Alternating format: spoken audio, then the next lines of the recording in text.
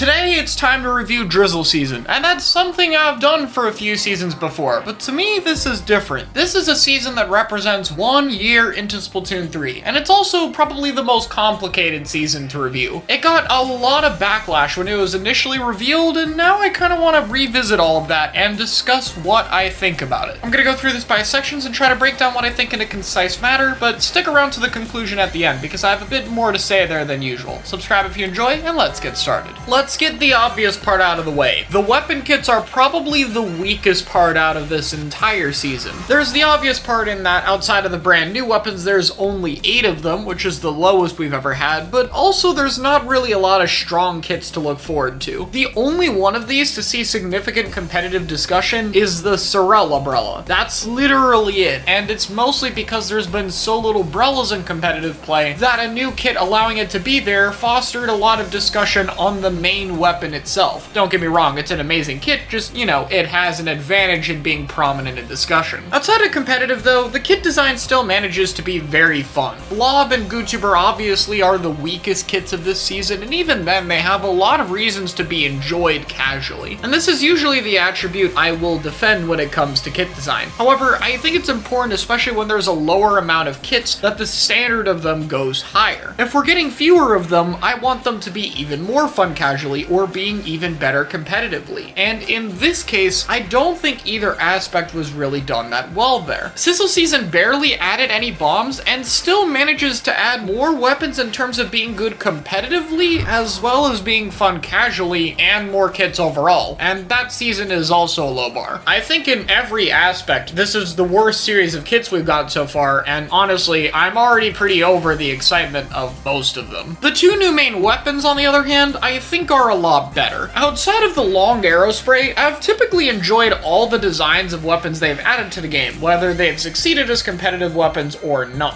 Dreadringer feels like the heavy slosher that we never got. Explo was always kind of its own thing, whereas this feels like the natural kind of heavyweight, slower, more powerful option that's more standard to the vanilla bucket. Personally, it's become one of my favorite weapons to play, and I think it has its own share of unique strengths with its high damage output and extra range being very unique with its 2 sloshes. Balance-wise, most players seem to agree it's a bit low, especially given that it also has Reef Slider on it, but it still has some reasons to be used, and I think that's a pretty good spot. I have to give it to the heavy edit though. Out of all the new weapons being added on launch, this one has ended up by far the most powerful. This has been something that teams have been immediately looking to put into their team comps, and not just one of them, quite a few of them in West and JP have been very interested in what this weapon can do. Obviously it has cooler, but that doesn't guarantee a weapon sees use. I mean, just look at Dynamo. It's had a lot of interesting stats, and trying to figure out its role and how it plays is something we're still working on, which in my opinion is the design of a weapon that has a lot of depth to it and a lot of room to grow, which just adds a lot of playtime in my opinion. I would say this is definitely the part of the updates that the devs have done a really good job on keeping consistent, and I personally really like these added options. Next up is something we probably should have seen in the trailer at some point. We got a new Grizzco weapon. The Grizzco dually is really cool. I think its gimmick of having this giant explosion and 9 separate rolls is the kind of crazy fun we expect from those types of weapons. Having it debut on a big run so close to the start of the season is a great way to get more people to use it when testing out the season for the first time. And I think its gimmick and playstyle is entirely unique to it. They've done an amazing job with it. Finally, to wrap up the weapon talk though, let's talk about the balance patch. This was a very small one, and usually I don't like that. And while I definitely still have my gripes with this one and think it could have been better, this is the first time I can excuse a patch being really minimal. During the time this update released, not even the competitive meta had really settled fully. Like, there were some things we knew about, like last-ditch effort and tacticooler being really strong, but the exact comps and how you played them is still being figured out. We've seen the rise of a lot of Zuka weapons and mid-range stuff in the last week or so, and that's a hard thing for the devs to balance this close. I'd only really say this patch fails at not buffing some of the absolutely terrible options. In stuff like this where it's hard to tell what mid-tier weapons may secretly be way better than they are, the absolute bottom of the barrel of weapons is a good time to visit, especially those that already have a second kit and don't see a lot of use like H3. But really, that's my only complaint, and if the mid-season patch ends up adding a lot more of these buffs, I think it's totally fine. As a whole, when it comes to weapons in the game, the balance is just in such a good spot right now that they don't need to do a whole lot. The amount of of work something like a patch or new kits needed to do in crab meta, for example, is a lot more than now, so it gets away with smaller changes. Let's sidetrack to some of the smaller stuff. Gear, music, and titles and banners and stuff. The reason I want to talk about this is, one, we got new music much faster than last time, which is nice, and I think the songs are some of the best in the series. The new gear was pretty good, even if there wasn't a whole lot of it this time, and most importantly, they added a lot, and I mean a lot, of titles and banners to this season. There were a ton of them, and I really do wonder why we got so many this time around, because, I mean, 400 titles is a ridiculous number. For a season that was initially being criticized for a lack of content, it's kind of odd something like 400 of a new thing wouldn't be shown off at all in the original trailer. Regardless, I think it's worth praising here. The only other smaller feature I can note is the changing your gear thing with the shirts and hats. I'm gonna be honest, I don't really use it, but I know for some people customization is very important, and to me, more options are always good. The smaller editions of this season ended up being a bit more impactful than it originally looked like. Again, a lot of extra titles especially carrying this year, and I think it's still worth bringing up. Something else I think this season did well with is Big Run and special events. Big Run happened fast this time, pretty much immediately after the season launched, which I think is really good. Having a big event to be able to try out while all the players are on the game is a good idea, and I also think Big Run was handled really well. Being the debut of a new Grisco weapon is something I've said I wanted in future updates, so it's kinda hard to not praise it here. And on top of that, I think Umami Ruins has been the best Big Run stage. It seems really smart with how the different layouts are handled. They feel very distinct from each other, and it gives the stage a very unique sense of identity. It feels a lot less restrictive to move on than many of the other Big Run stages, which has been the main problem with it so far. So I'd say I have a lot of fun with this. The 1-year anniversary Splatfest hasn't happened yet, but I will say from what we know, it seems like there's some extra effort put into this one, so I'm also gonna give props to that. Again, can't say too much, hasn't happened yet at the time of recording this, but it is cool to see these events happening a bit closer to each other and more frequently. Finally, with Salmon Run, we have a returning stage. There's pretty much no changes to it as per usual, but where that was something I really disliked when it came to, let's be honest, the worst map in Salmon Run, Marooner's Bay, I actually don't mind it here for one simple reason. What the fuck? This map does not feel the same as in Splatoon 2 at all with the egg throw. My big issue with Salmon and Smokeyard is being on the side without the basket felt terrible in Splatoon 2. You basically had to go across or go through the trench, and it just felt unnecessarily awkward. Luring bosses to the basket is important, of course, but whenever there would be a bit of global spawning over there, it would be a problem. In this game, though, egg throw pretty much fixes that problem. The stage flows very differently, and because of that, I like it. Would it be nice if there were a bit more changes? Sure, but I think this is a stage that feels much more different with the mechanics of Salmon Run, and so I think it was an excellent choice to bring back that I've enjoyed a lot more than I initially thought. Alright, let's get to the absolute best thing this season does well. This season needed something to carry it. We only have one more thing to talk about that's super noteworthy. The content's been kinda lackluster, and so the knockout punch of this season to really set it apart, and what has been driving a lot of more positive reception, has been the new maps. It seems like the Splatoon developers have finally moved on from these kind of hallway layouts and have given players more freedom again, and there have been more inkable walls than ever before and plenty of different routes. While there are still some problems with these stages, these feel like evolutions on the previous game. I think Crab Leg feels like a Splatoon 1 map in many ways, and especially on some of the more open layouts like Clam Blitz and Rainmaker, retains a lot of the rotation, open, and varied routes, as well as unique gimmicks like that Great Bridge up there that Splatoon 1 had, while having subtle decisions to make them feel even better than some stages in that game. For example, having a bit more paintable blocks on the grates than Hammerhead Bridge did in Splatoon 1 to make it less alienating to weapons that don't stack a bajillion run speed. Meanwhile, on Shipshape Cargo Co., it feels a lot more like an expansion of the Splatoon 2 layout. You have a lower part, you have a flank with some grates, you have a middle area that actually changes pretty drastically in each mode, and these unique arches to be able to go across. While it still doesn't have anything super defining, and of course isn't as open as something like Crab Leg Capital or some of the better Splatoon 1 maps, it does feel like an evolution on Splatoon 2's map design, and I think having one stage that feels like it's going for a Splatoon 1 approach and one like a Splatoon 2 approach in the same game is really cool. So yeah, the praise that people have been giving all these maps, it's pretty damn well deserved. They've done a great job, and it just goes to show how amazing so many other parts of Splatoon 3 are when they're not hindered by the map design. I'm a fan. Now, look, for 1 year into the game, this update's still underwhelming. I don't don't want to come across as justifying the entire update for the things it does well. And I know compared to Sizzle Season where I was fairly harsh, I've been a bit more forgiving in this review. Honestly, despite its shortcomings, I do really appreciate the things this season did well, and I can understand that more than likely, a lot of things are being pushed back given that Side Order hasn't happened yet, whereas for Splatoon 2, Octo Expansion happened a lot faster. So I'll wrap up with this. If Side Order comes out and it's really good, and afterwards the update cycle is able to pick up, especially in regards to kits, I think Splatoon 3 will end up in a fantastic spot. And while this update wasn't the one I imagined it to be, and really I do wish there were more, I am satisfied at least seeing that there's progress in some important areas like the stage design. So I think it's fine. I'll appreciate what this season did well, even if it is flawed compared to previous ones. Let me know what you guys think, and I'll see you all next time.